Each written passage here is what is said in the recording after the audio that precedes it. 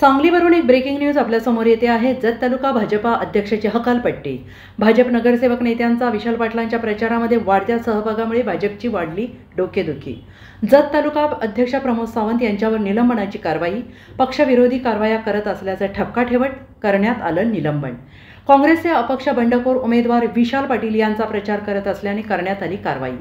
भाजप जिल्हाध्यक्ष निशिकांत पाटील यांनी केली कारवाई।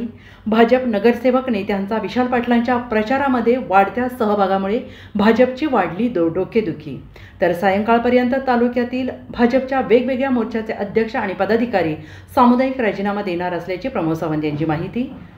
आधी माजी आमदार, त्यानंतर 4 नगरसेवक आणि आता तालुका अध्यक्ष संजय काका पाटलांच्या विरोधात मैदानात। Bureau report SBN Marathi, Sangli.